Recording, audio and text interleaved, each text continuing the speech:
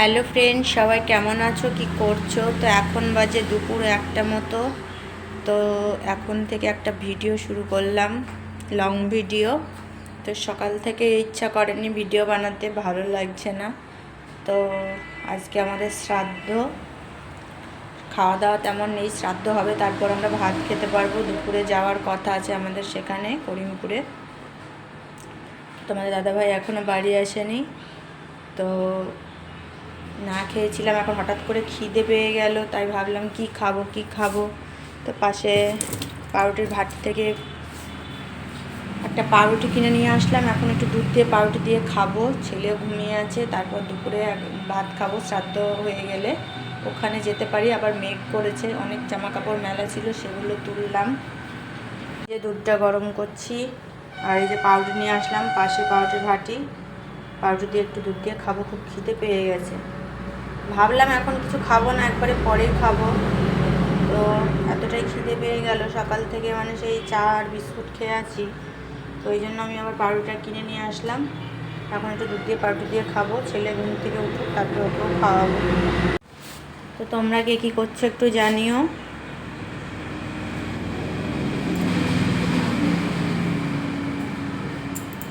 সকাল থেকে কোনো ভিডিও করতে পারিনি, অনেকটা ব্যস্ত ছিলাম। তারপর একটু শুয়েছিলাম, কিছু সমস্ত কাজকর্ম একটু সেরে নিয়ে আমি একটু শুয়েছিলাম।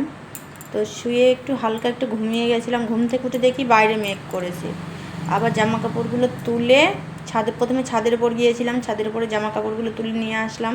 তুলে ওগুলো ওপরের ঘরে মেলে দিয়েছি, আর এখানে নিচে এক গামলা জামা কাপড় ওখানে রেখে দিয়েছি।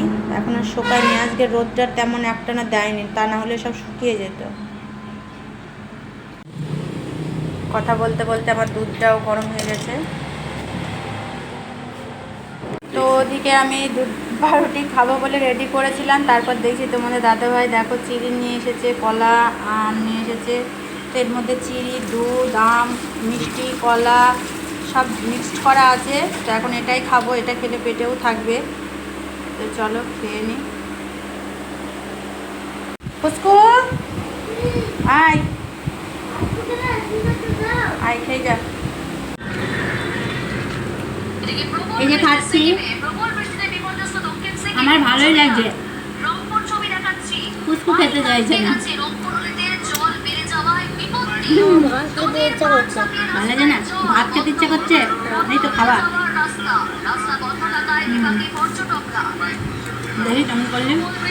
এই যে এই শাড়িটা বার করলাম আলমারি থেকে, এই শাড়িটা ভাই ফোটাতে আমি পেয়েছিলাম, কেমন লাগছে জানিও, এটাই পরে যাই।